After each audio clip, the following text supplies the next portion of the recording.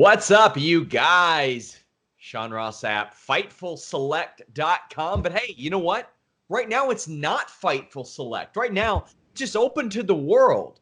Fightful Select viewers are going to get this early, but I decided because we've got a lot of retro reviews in the can ready to go. I wanted to let the world know what Fightful Select subscribers get. And considering that we are approaching or just past, depending on when you're watching this, the 20th anniversary of the quote-unquote first episode of Smackdown in August 1999, I wanted to go back and cover the lost episode, the pilot episode. Not even sure if it's actually even counted in the number now that I look at things. But yeah, you all can subscribe to FightfulSelect.com. We have dozens of retro reviews up now from WCW, ECW, WWE, even TNA. We've got a ton of stuff. AWA even. Oh, it was gross. But the guy who's been there with me through a lot of those is Mr. Warren Hayes. You can follow him at Mr. Warren Hayes. He does the best review of NXT or NXT UK or 205 Live there is. Warren, how you doing? I'm doing pretty good. And it's it was thank you by the way for the very nice compliments. I do try, but it was fun to go back and watch the pilot. I had zero memory of ever seeing it because UPN was just not available in my neck of the woods. It just did not exist. So I have zero memory of it. It was really interesting to go back. We're at peak Attitude Era. We're at peak Russo. I can't wait to talk about this with you. This was something. Yeah, this was just a few months before Russo would leave. And now it's funny because I remember when SmackDown was being launched and I was maybe 13 years old. And when this pilot aired, the talk was, I remember in the internet sites I would read is, oh, they want to make it more widely available because UPN is free to air, all that stuff. It's you don't have to have cable. But the thing is, I didn't get it. There were no local UPN stations near me here in Kentucky. There were none. I never got to watch an episode of SmackDown as it happened until like 2004, until we got a local affiliate. And this was more or less a test run. And you got to look at how it went. I mean, WWE filming on Tuesdays going right up against WCW Thunder, kind of giving WCW a little taste of their own medicine, Warren. Yeah, absolutely. It's going very much head to head, competing for the mind share. And it's interesting when you think about how it's also interesting that they ended up doing another program because, if memory serves me correctly, according to the tales, SmackDown was originally pitched as being a Divas only show. Correct. And absolutely nothing against women in wrestling. I'm a big proponent. Anyone who follows my work knows that I'm very, very high on women's wrestling, but it was such a good idea that they decided not to go with Divas exclusive programming at the time because that would have been a train wreck. It would have been real bad. It would have been real bad at that point. I think the novelty would have worn off way, way quicker. And like we said, it's not a condemnation on the talent available, but you can only do how they were booked for so long. If this show was that, I don't think we'd be talking about this show right now. Because I don't think we're talking 20 years later. We would be talking about it, but derisively, right? We'd be referencing it like the AWA Lingerie Battle Royal. Exactly. I was like, remember SmackDown? Remember the Divas show? Yeah, that would have been which had some of the same people on this show that were in that. Now, a few notes here. Dark match before this. Kurt Angle versus Grandmaster Sexay. And then they also filmed Shotgun and Super Astros. This was in the New Haven Coliseum in Connecticut. This is a 1 hour straight shot along the water from Stamford, Connecticut. A 50-minute train ride. This was really a home game for WWE, so to speak. Like, they were doing this right in their backyard. And I'm not even talking like New York. I'm talking like Connecticut. So that's an interesting note. UPN had been averaging a 3.7 rating in this spot. No deal had been reached at this point. UPN was set to finalize their schedule 3 weeks after this, and as we know, it got picked up. WWE would draw a 4.0 rating and a 6.4 share, which was considered a disappointment at the time, but it still dominated WCW Thunder, Warren, which did a 2.55 rating. And let's be frank at the same time. Well, you be Sean, I be Warren. But at the time, like UPN was a fledgling station. Like you said, you didn't even have a local affiliate until 2004. So whatever they could get to increase their ratings, because even if it was considered a disappointment in regards to network television, probably. But as far as UPN went, it was probably a big ratings getter. Probably needed that to go and grab some more sponsorships and a little more money in the treasury so that they could build their expansion. I'm sure that SmackDown fit perfectly into their growth strategy at the time. They couldn't have been that disappointed with the ratings. So as we talk about shows like this that went up against something else, I often like to reference what the other show was doing. WCW Thunder on April 29th, 1999, I think that's when this episode aired, was doing Kurt Hennig versus Booker T. DQ after about 12 and a half minutes for the WCW TV title. Stevie Ray beating Jerry Flynn in 3.5 minutes. Oh, my God. Kevin Nash defeating Hack. That is a match that I will go back and watch. The former Sandman in 7 minutes. How did that go 7 minutes? What did they do for 7 minutes? Lots of stalling. Yes, Goldberg defeated Ming in 5.5 minutes. That sounds fun. Randy Savage with Gorgeous George Medusa and Miss Madness, who all probably would have been plucked if this became a women's show on SmackDown, defeated The Disciple, the former Brutus the Barber Beefcake.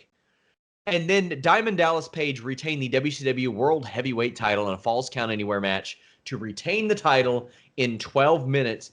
Bam Bam would find some spots here and there in the 90s and got some pretty high-profile matches, Warren. Yeah, he did, and that was good. That was good for him. I mean, he even worked in ECW, if I'm not mistaken, for a short top guy there. Yeah, absolutely. And good for him. I mean, I think that ultimately, because of the direction of his career, ultimately, I'm going to posit this to you. I know we don't like to put these like timestamp these too much, but Samoa Joe's push in WWE since he's been there has been very, very odd. Always positioned as a very strong guy, but never winning the big matches. I think there's parallels that you can draw with Bam Bam Bigelow, a guy who came up, was extremely hot, fantastic big guy who could really work and was credible as a tough guy, but never really got like that really big main event outside of ECW, of course. But hey, he main evented at WrestleMania. Never got the real big main event push that would have ingrained him really into everyone's minds. I think you really have to be a wrestling fan to appreciate Bigelow's contributions. Whereas he could easily have been remembered on the same levels as Ricky Steamboat and the like. And we lost him far too soon, 45 years old. But we are going to talk about this WWE Smackdown pilot show. The first thing I noticed is that intro. Oh, I miss that music. I used to play so many video games with that.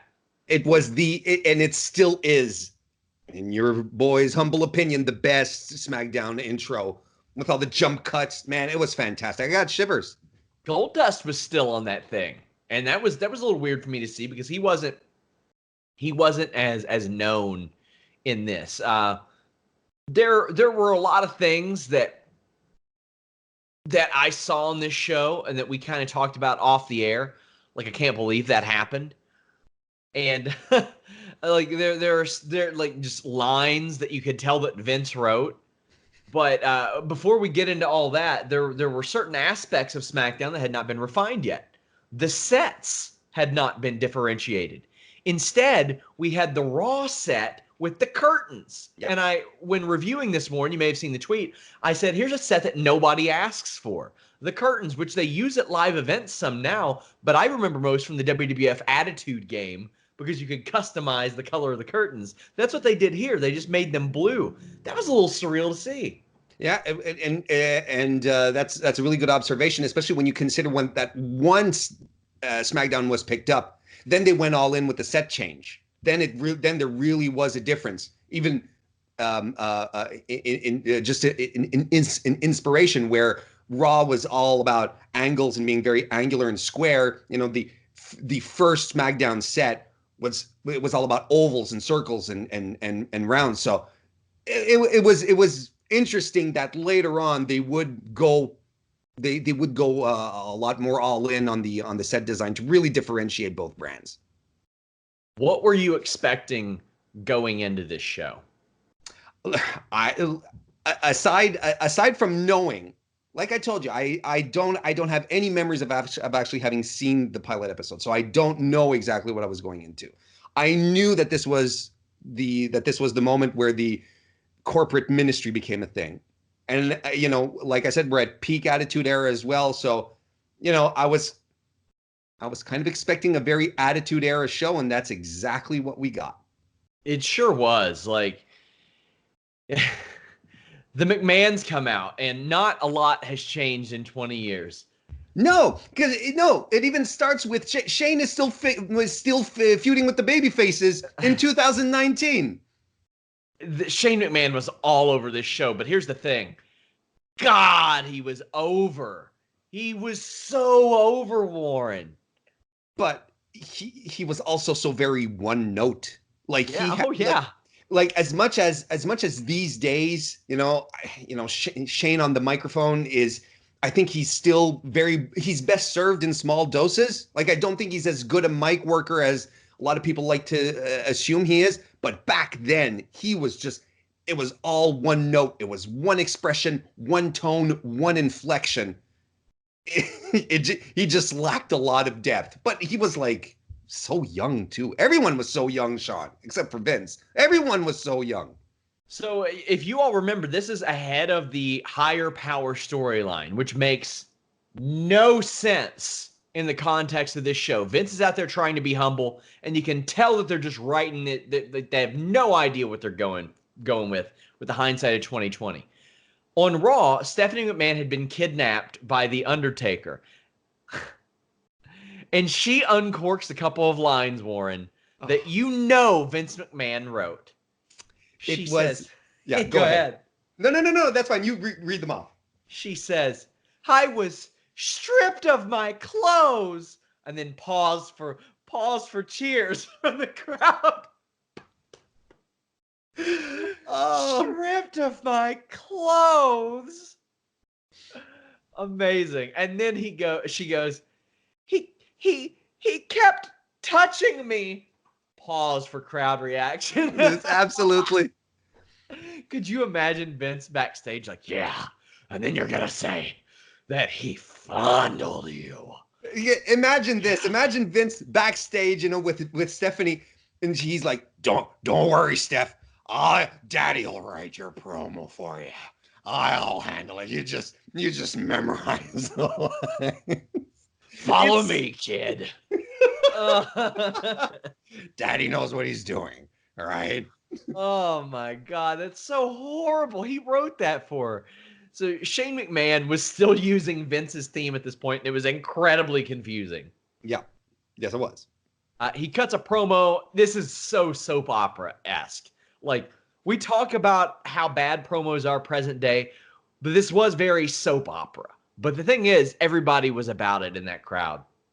Shane books Austin and Rock, who had just faced each other at WrestleMania and Backlash against two opponents. Triple H volunteers himself up. I like that. Triple H was trying to establish himself as a top heel, Warren, and him not going, oh no. Yeah. Him going, hey, I'll take on these two guys that I want to be on that level with. I love that. Well, what does it do then? It establishes instant credibility. He lifts his arm. He's like, yeah, hey, boss, I'll do it. Sure, fine, okay. Yeah, instead of cowering away, you know, as as it happens sometimes, where it's like, you're going to face Roman Reigns, and then you have a shot, sort of look at, oh, no, no, no, no, no. This was good for him, and it really did help. This was really, really good stuff. So Undertaker shows up on the Titantron, and I don't know who the hell he's cutting a promo on. I don't know what the hell he's saying. I thought it was Shane, but it's Triple H and The Undertaker versus Austin and The Rock. And really, I don't have anything to say about what The Undertaker said. It was a real big pain in the ass to get where they wanted to go. But my only real note about this is, man, Shane McMahon was such a better talker back then, even though he was one note. Yeah, he spoke with a lot more confidence, didn't he? But his delivery was very, very flat. I'd also like to point out, Sean, rewatching this, I think I rekindled a love that I didn't know I had with the Mean Street Posse. Oh, man. They were, in my opinion, one of the absolute best one of the absolute best ensemble casts that they had in WWE, as far as gimmicks go, as far as their role. They looked like a bunch of pretty boy douchebags. It worked perfectly with the sweater vests, and their role was to be the goons, to eat shit, and they did it perfectly. Absolutely perfectly. It was so fun to see them again and see them in the roles that they were in. They were the goons. They were the guys they were on the front line. They were the first guys in to get messed up. Rodney, Joey Abs, Pete Gas. And here's the thing. And then you could start thinking, why does Rodney not have a nickname? Pete Gas, Joey Abs. Like, Pete Gas sounds like a nickname from a really fun evening that they had at some point, where he did something and it stuck. Joey Abs feels like self-promotion. Why doesn't Rodney kind of feels like the odd man out here? Why does he not have a nickname? I don't know who the hell Rodney is, and I've not heard from him in decades. I just remember he was the guy that I would always beat the shit out of on the SmackDown video games, because why not? He's expendable. Pete Gas, these were real buddies of Shane's, with the exception of Joey Abs. I mean, maybe they were buddies. I don't know. But if they were buddies, it was because Joey Abs was on WWE TV all the time in '94. I don't know if a lot of people know this, but he was an enhancement guy. I mean, he's always an enhancement guy at WWE, but he wrestled a lot of people. He wrestled Owen Hart on Wrestling Challenge, King Kong Bundy, Adam Bomb, Mantar, the Blue Twins, Henry Godwin, all through like 94 and 95, Smoking Guns. He would team with all kinds of people and just job out. Ahmed Johnson, like, they were all over the place. They used a lot of the same job guys over and over again. And this was one of those guys. He was, and nobody noticed that I remember. Like, there wasn't anybody that I remember back then going, oh yeah, that's that guy who was jobbing Ahmed Johnson for like 2 years straight on Shotgun. Like, they were able to kind of reinvigorate him. And I mean, he was still ultimately a job guy, but man, this act was so effective. As bad as they may be, Warren, they were so effective. That their job was to, like I said, was just to be on the front line and eat shit. And that's what they did. And they did it perfectly. And you never expected anything out of them. I don't remember anyone saying, when's Pete Gas's push coming? Split up the Mean Street Posse. Give Rodney a singles push. I never heard anyone say that, because that wasn't their role. And they were so well-defined and clear. And you were supposed to not like them. And you didn't like them. You didn't like them because of their look and because of their ring work. Everything worked. If they got in shape, they would get indie bookings. Oh, for right sure. Now. But right now, I think one of them is he runs a landscaping business. Like, they're done, right? They're completely well. out. You always assume people are done, but you just never know. Right. You never know what can drag people right back into the fold. And hey, maybe, I wouldn't hate to see them pop up at like Chikara at King of Trios or something. Wouldn't hate it. That'd be hilarious. Oh man, something surreal that happened. The Blue Blazer in action. Yeah. Man. Now, before this, Val Venus comes out and implies that he's going to bust a nut in somebody. Yes, it's This was on implies. UPN. Mm-hmm. If you, yeah, implies very, very strongly. Nobody's busting nuts on UPN, Warren. Nobody. Never in the history of UPN did anybody bust a nut.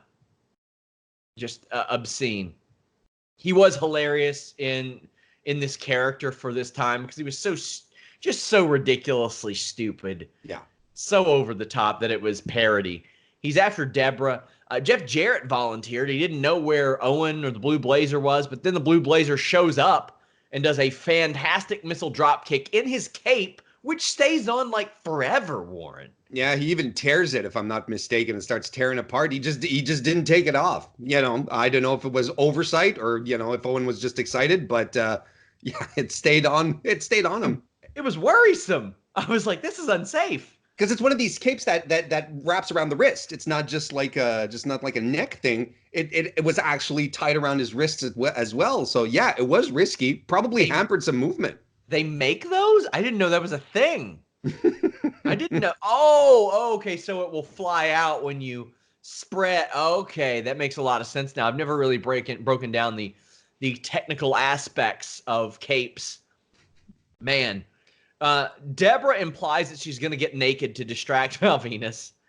And then Val gets kicked in the dick after a fisherman suplex, and Owen wins. Amazing. This was so stupid. In my match ratings, I gave it below par because the cape worried me so damn much. I was so concerned. But it landed at a 4.75. Nicole Bath, by the way, you guys can see my ratings guide at the bottom of all my ratings posts. I'm not going to explain it to you guys again. You all can search that out on your own. But Nicole Bass comes out, and boy, she was after Val, and she was terrible at everything. She was terrible at walking. Yeah, yes. Well, that's pretty much all she could do. And you know, I thought it was hilarious that she was basically the Terminator, right? Like Val Venus sees her and he hits the bricks, right? He's like, boom, I'm out of here. But she just like walks after him, you know? So I'm like constantly thinking, you know, that Nicole Bass is just like constantly just beelining for Val, but just like keeping her cardio low, staying very cool, and saying to herself, eventually he's just going to tire out and I'll be there 5 minutes away and I'll get him. Yeah, but no, she would.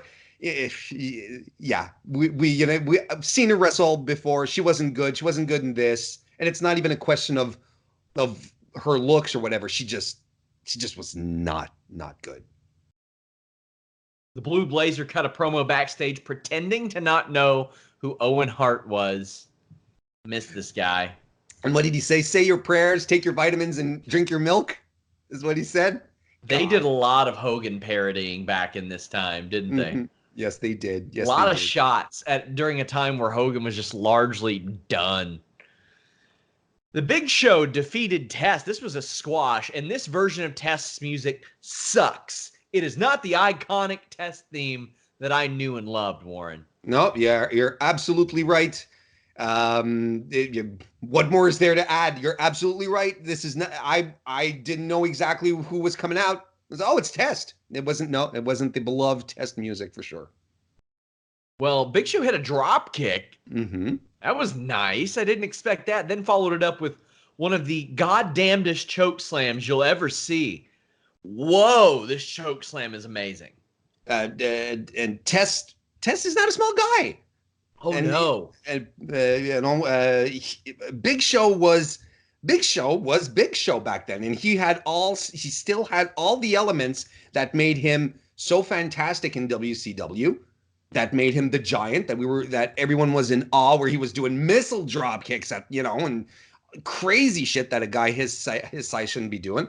And, we talked about this a little bit on our Valentine's Day retro pay-per-view, which you should review, which you guys should go check out. But, I think in retrospect, Sean, Big Show's arrival into WWE in his first year was incredibly bungled. Oh, yeah. It was horribly messed up. And I didn't realize it until I saw this episode of SmackDown and the first official episode of SmackDown, where I'm like, what are they doing with this guy?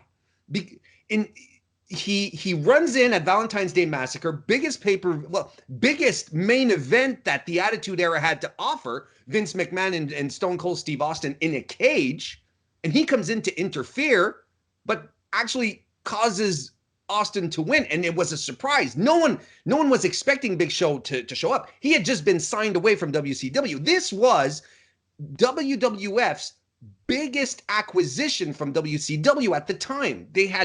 It was flipping the script. WCW had been taking all of the WWF guys. Well, finally, Vince gets his hands on the Big Show, the Giant, who was WCW grown. This was a huge deal, and a huge man who still had a lot of upside.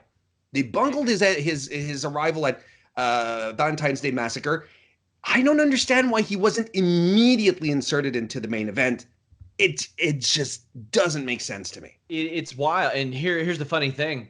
He won a WWF championship that year, but hardly anybody remembers it.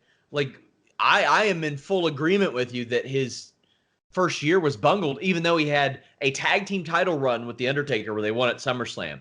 He had a hot, whether you liked it or not, it was a hot feud with Big Boss Man, which had plenty of crazy stuff in it. He almost won the Royal Rumble. Some say he probably should have. In that first year, he faced Mick Foley at a WrestleMania. He had a great debut. And then 13 months later, he was main eventing a WrestleMania. And still, like, I don't know if that speaks more to the abundance of talent that they had, because he was in a lot of high-profile spots. But, man, the guy was not protected whatsoever despite this match. It's one of those things that you can look back on, and it's like, man, I don't know if they would ever put a title on a new acquisition in like 7-8 months like they did for him. But I think they could have done a lot more with Big Show. They could have made him seem more special. Exactly. Just made him seem, I mean, he does a drop kick. He pulls a drop kick. And commentary loses their mind. Everybody loses their mind. This was fantastic. But you know what? One could argue here that the only person who survived the Union was Mick Foley, ultimately. Well, I'm glad you went there. Big Boss Man shows up, starts to pick the bones of Test. Test had left the corporation, and Big Boss Man was not happy about it. But Big Show runs back and makes the save. This is 1 week before the formation of the Union. Ken Shamrock, Mick Foley, Test, and the Big Show. It lasted a whopping month. They would carry around 2x4s and shit.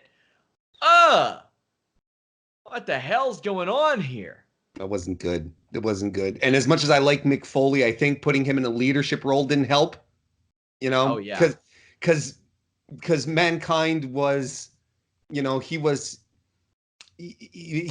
the menacing boiler room dweller anymore. He was going on full comedy. We were calling him Mick Foley. You know, his shoot name was being dropped once in a while. You know, he wasn't. I don't think he was primed for a leadership position. I think that didn't help.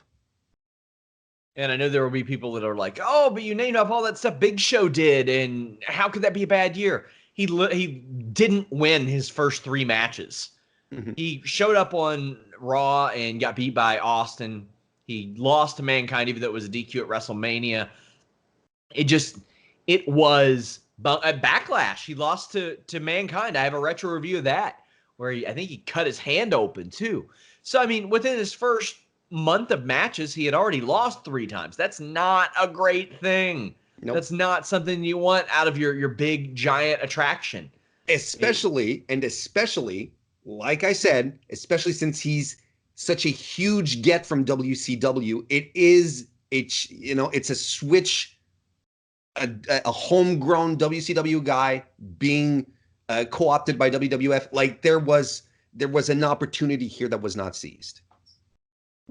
I'll tell you one thing that would not be allowed today, that Big Boss Man choke with the nightstick, that ain't flying today. Nope. The Rock comes out, Stone Cold Steve Austin is out.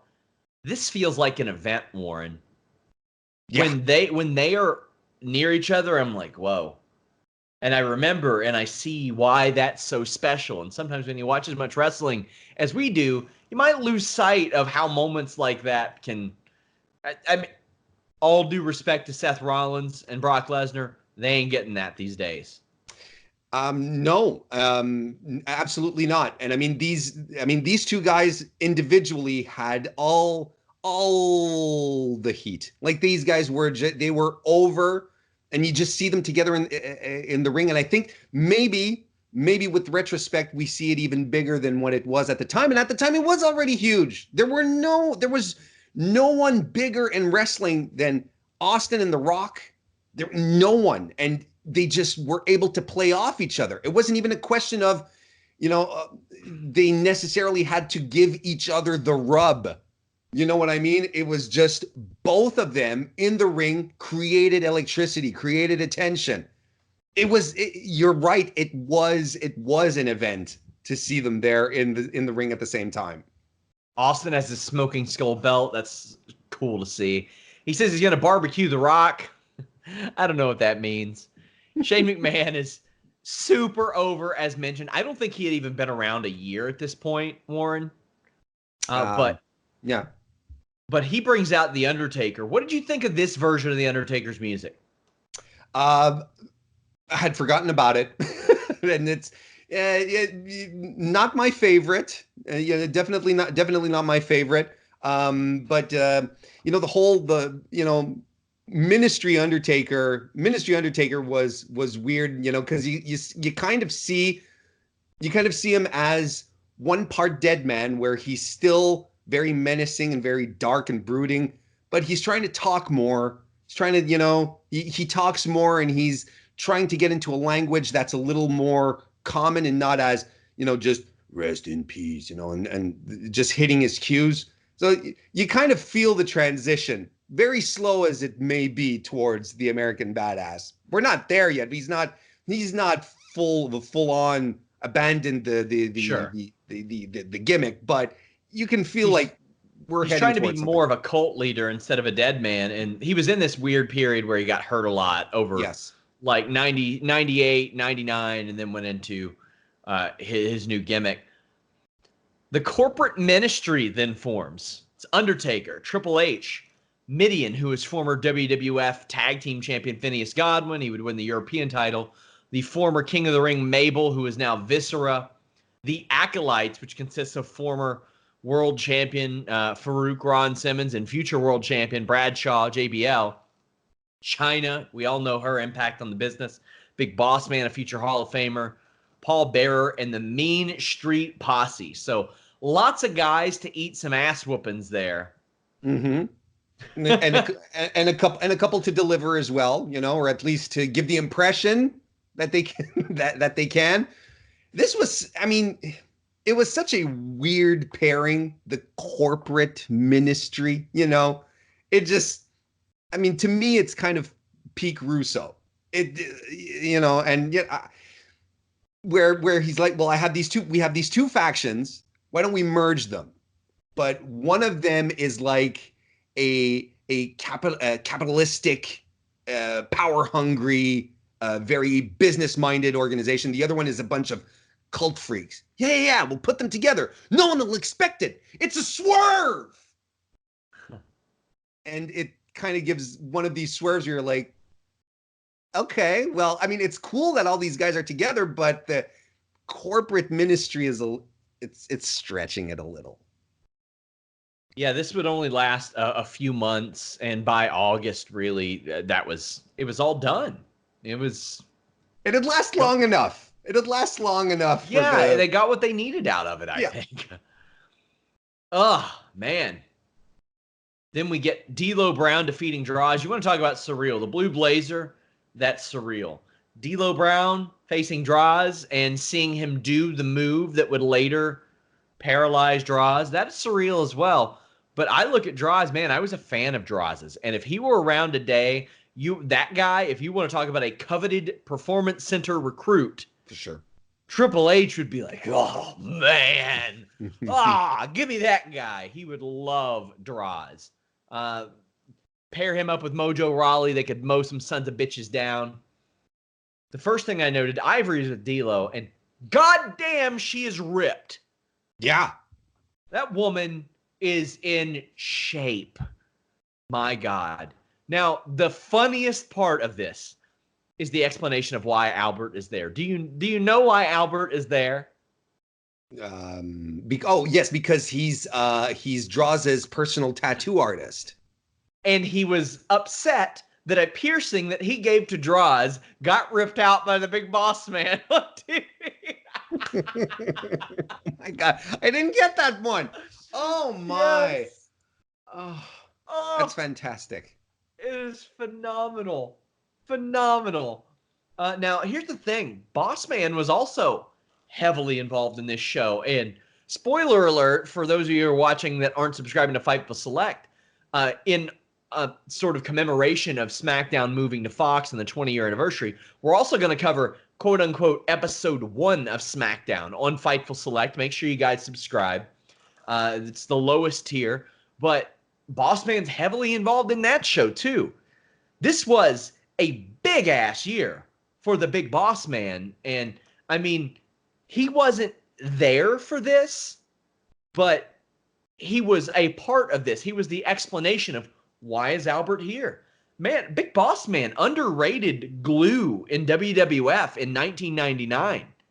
That's a very interesting observation because he did bring a lot of stuff together, but then at the same time there are some things that you kind of have to question, Oh, I don't mean glue is in a good thing. I just mean is he kept whatever was there together. Oh no, I know. Whatever he could as good as he could. But I mean, absolutely. It's just that if you even just on storylines, let's say, talking about the glue, like corporate ministry is formed. Big Boss Man was a corporation guy. He could have gone to see Shane McMahon after the announcement was made. It's like, Shane, yeah, I'm okay with your business savvy, cool, but Undertaker tried to kill me on the pay-per-view a couple of months ago. Like, he strung me up in a cage. I'm just saying. But I mean, I look at Big Boss Man. He's a member of the corporation. He's a member of the corporate ministry. Didn't he face the Undertaker at WrestleMania in '99? Mm-hmm. I'm pretty sure he did. He was in the Hardcore title picture. He was in the WWF title picture at the end of the year with Big Show. He had that feud with Big Show. And I mean, whether you want to say it's good or bad, he had two moments in particular that people still talk about today in the Pepper thing and the funeral gimmick. And I'm like, man, and not only that, he was part of the introduction of Albert, whose influence is still felt today at the Performance Center, which is just nuts. And how about this? How did he kick off his 1999? Well, he was tag team champions with Ken Shamrock. There you go. So, I mean, this guy did a lot. You could argue that was 99 was his biggest year. It's just crazy to think about. But this was go ahead. Just very quickly. Then at the same time, you always hear the stories about Ray Traylor when the old guys are talking about him. They'll always say fantastic things about him, how great a guy he was, how easy he was to work with, how he'd protect everyone, and let's be, maybe he was a little past his big man prime at this point, but goddamn, Sean, and we've seen him on other reviews as well. Ray Traylor could go as a big guy. He was fantastic when he was in his prime. Do you remember his America's Most Wanted appearance in 1999? I do not. Oh, boy. So there was a bank robber who looked very, very similar to Big Boss Man on America's Most Wanted, and they were inundated with hundreds of tips saying, oh, yeah, it's Ray Traylor, and he's going to be here wrestling this night. Oh, my God. Inundated. And the footage is out there. I might repost it on Fightful. I mean, why not? And like they have him, they went to where he was wrestling, and he was like, "Told you that wasn't me." Like it was very funny. It was good stuff Because, I mean, why not? And WWF opened up their doors to America's Most Wanted because, I mean, that's the type of publicity you can't really buy. It was a huge show back then. For But sure. yeah, another big Boss fan highlight in '99 as we talk about this Draws D'Lo Brown match that he was a part of in only a look back. But hey, whatever. You know how much I hate when somebody's shoulders are on the mat and the opponent doesn't pin them. Yes. It pisses me off. And maybe you can chalk that up to inexperience from a character because, as I mentioned, these are people playing characters of varying skill sets. Draws did not pin after this power slam, and it looked stupid. But seeing D'Lo do that running power bomb was surreal to me. I'll tell you, it was also surreal. That goddamn sky high. That move rules, and somebody should be using it today. Yeah, absolutely. I mean, it's not as if you have to go back and ask a veteran who hasn't been wrestling for 17 years for your move, and then he says no. You can just go ahead and use it. Absolutely. No, like you said, no one's using it. No one has a claim on it. Just go ahead. Albert pushes D'Lo off the ropes. D'Lo slingshots out, draws out, I think it is. Albert does the press bomb. Mm-hmm. What an impressive move. Forgot all about it. And then, after the beatdown, Ivory runs back and gets Mark Henry, who is returning from injury, and got a great pop. This was cool, seeing them hug and embrace in the ring. This was a good moment, Warren. Yeah, it was fun to see them all back together. It was nice to see Mark Henry still having choice fashion sense in the color of his suits, still going forward. The kind of weird green that he had going fit him just perfectly. This was absolutely fine, and it's one of these matches that's really indicative of the Attitude Era, where this is probably, outside of the main event, one of the longest matches that they had on the show, but lasted just a couple of minutes, maybe 4 or 5 minutes tops. But the guys worked really, really well. Draws was a great worker. D'Lo, that goes without question. And you emphasized it, but it bears being repeated. It's just surreal to see the spine buster be delivered, or the running power bomb. The running power bomb, excuse me. And it just shows that sometimes it's a fluke. It's just something really, really stupid and unexpected that happens. And what eventually happened to Draws was purely 100% an accident. WWF Tag Team Championship match. Kane and X-Pac defeated the New Age Outlaws. I adored this match. Kane had been around a year and a half at this point. Mm-hmm. Mega over, but still brand new. X-Pac had only been back a year. Over. They worked together real well. The New Age Outlaws, of course, are good. They won their title match by beating Jarrett and Owen at the Pape. My first note, Cornette on commentary. I can take him or leave him. Sometimes he's a little too high energy for me. But I love that he still calls X-Pac Kid on occasion because it's a nod to the 1, 2, 3 Kid. So it's a way to acknowledge his old persona without beating it over your head. Mm-hmm. It's like Sean Waltman is the same guy. He's just evolved, and now he's X-Pac, but Cornette recognizes that. That's the first thing that I noticed. And the second, every time X-Pac has a match, I see his spinning kick, and I think it is the best goddamn kick I have ever seen in pro wrestling. It is awesome. And I talked to a certain wrestler at the Performance Center who told me that they were going to take it. And I don't think it ended up working out. I don't know if they could do it quite as well. And then I think that Brennan Williams ended up trying to do it, or at least that's what I understood. But that move, Warren, and Road Dogg's punch. I love Road Dogg's punch. Do you know why Road Dogg's punch always looked so good? Tell me why Road Dogg's punch always looked so good. He would go to people and ask them if they would bump for it every single time. And if they would say, yeah, he would do it, and he would always put everything into it. If they said no, he completely eliminated it from the match. And that's why his punch always looked good. And this match was playing the hits, but I think it was really good. I thought it was really good. It worked really, really well. It's also, great character work, right? And this is one of the hallmarks of this era, that a lot of people go back to, but it's true. This is very, very true. Great character work. The New Age Outlaws had been established for such a long time.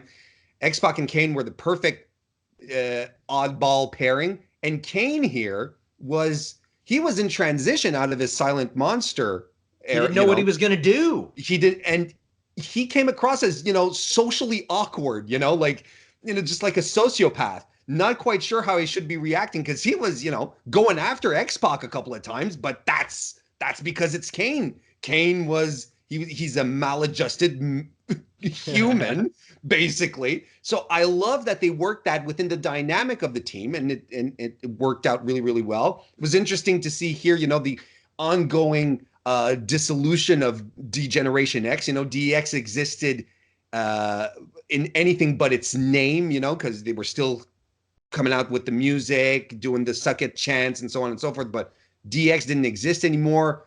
Billy Gunn was on the cusp of a heel turn, which would lead into his 57th singles push, I think, Sean.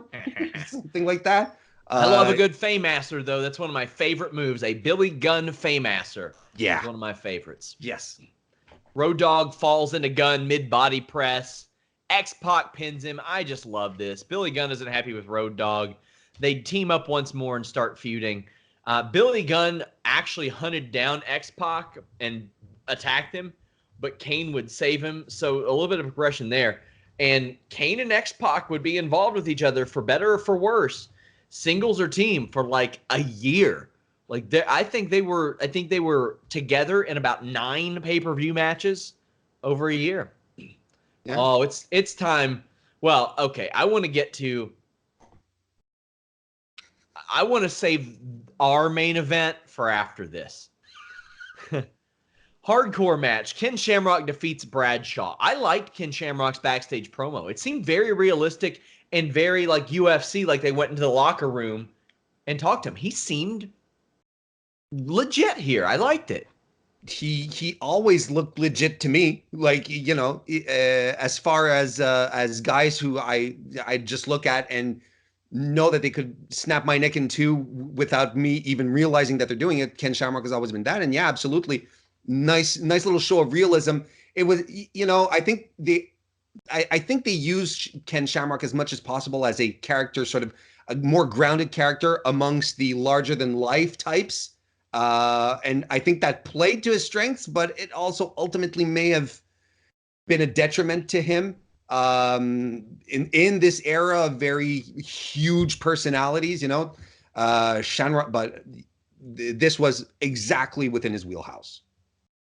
Yeah, and this gimmick would be over big today. A legit guy who just snaps and beats the shit out of everybody. He applied a knee bar to Bradshaw. There wasn't a lot to really rate here in this match. For reference, I gave Kane and X-Pac and the Outlaws 6.5 out of 10. D'Lo versus Draws a 5.5 out of 10. Big Show and Test was a squash, so I didn't rate it. But those front chop blocks, Sean, they scared the shit out of me. Your knee can't bend that way. No, that was frightening. He did it twice. Well, then Shamrock does a rear naked choke with a damn ball bat. Filthy. And then snapped on Sergeant Slaughter and beat him up with a bat. Amazing. So, meanwhile, Mankind is in the boiler room with Kevin Kelly, just chilling.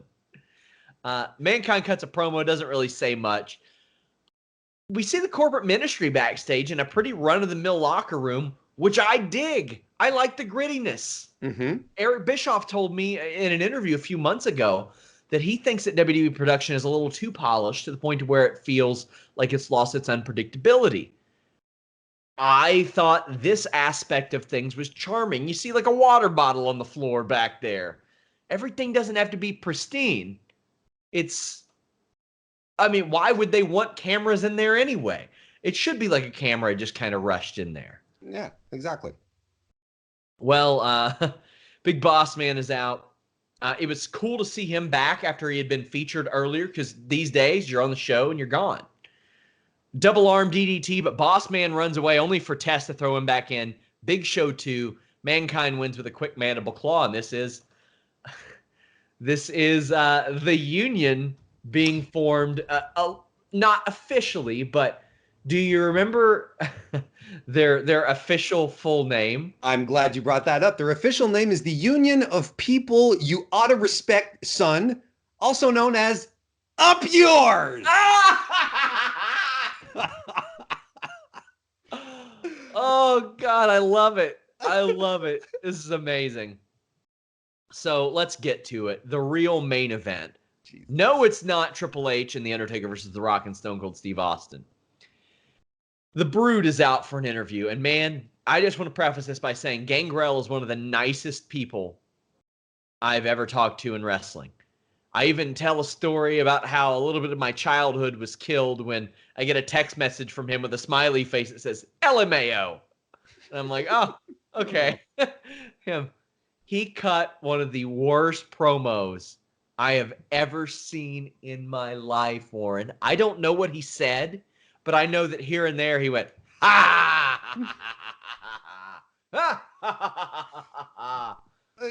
And especially the setup, where you have Doc Hendricks in the middle of the ring. I mean, it becomes clear why he's wearing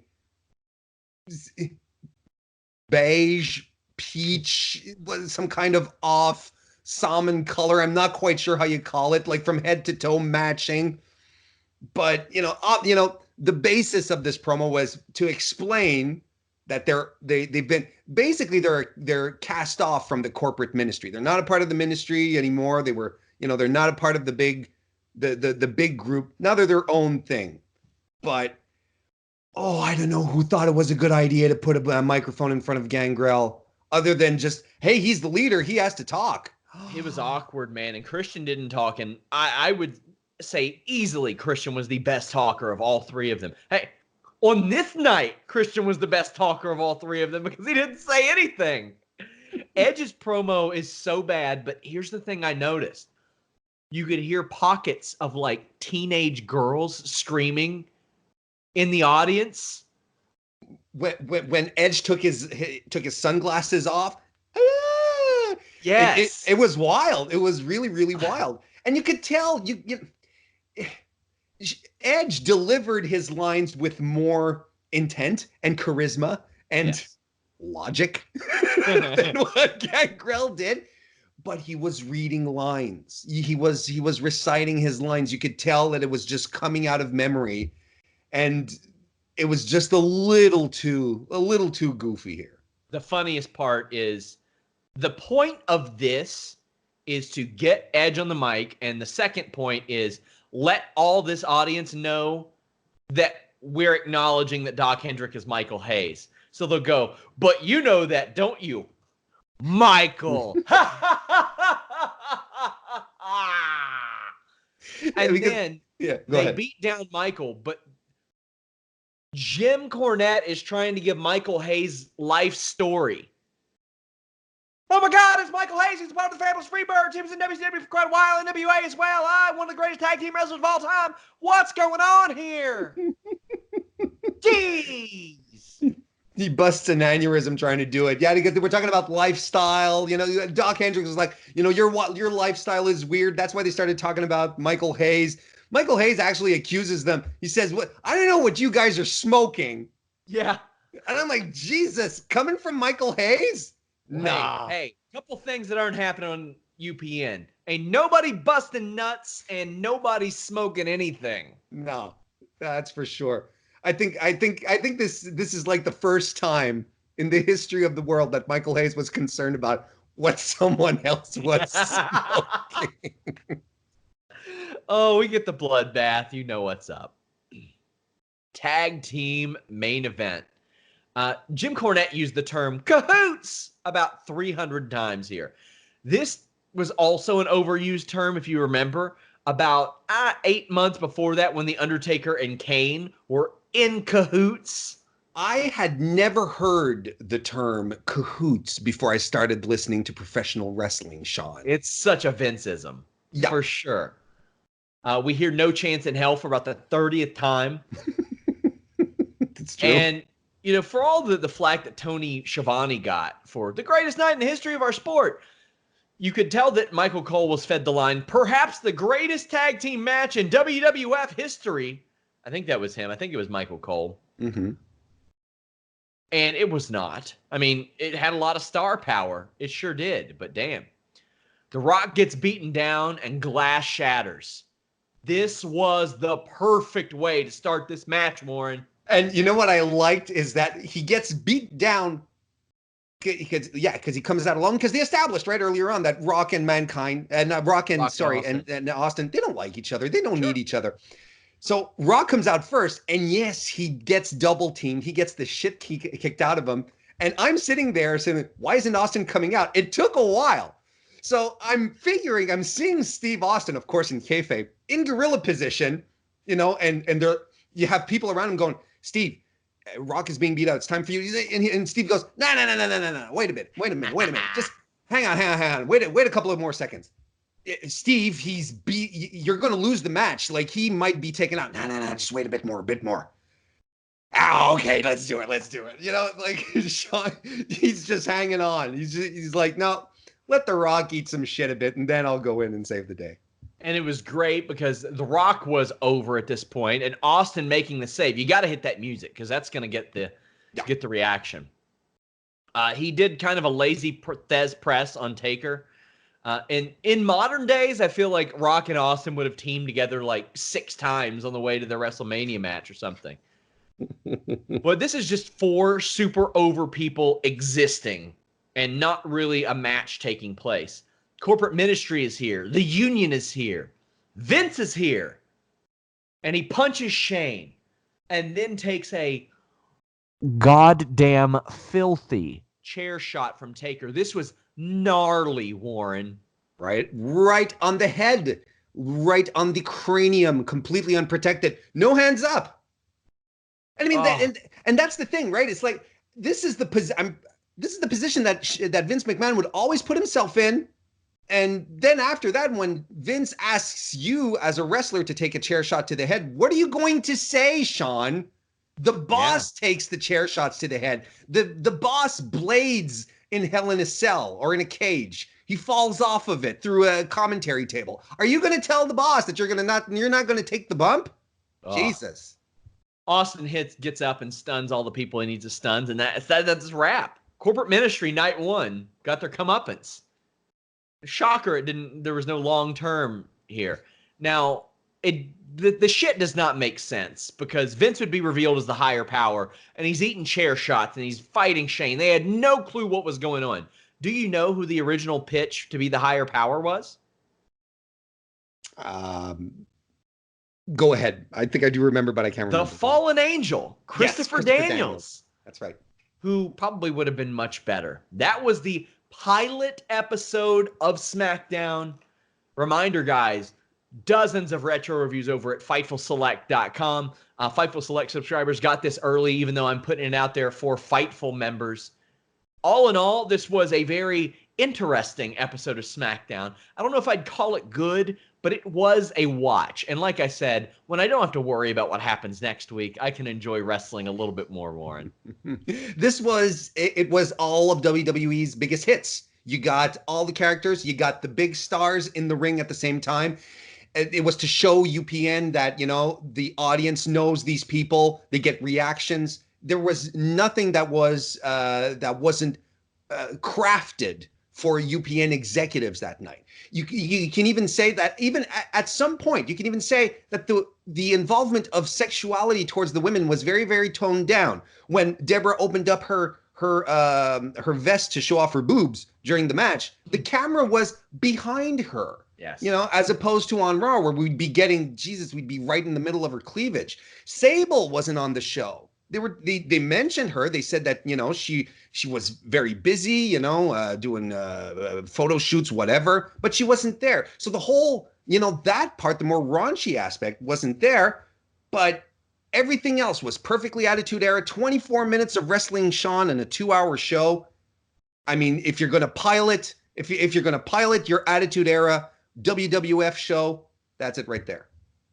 Reminder, follow Warren at Mr. Warren Hayes. Follow me at Sean Ross Sapp. But subscribe to FightfulSelect.com. If you're watching this on YouTube, leave us a thumbs up. Drop a comment, your favorite part, your least favorite part of this April 26, 1999 pilot episode of SmackDown. Until next time, guys, we're out.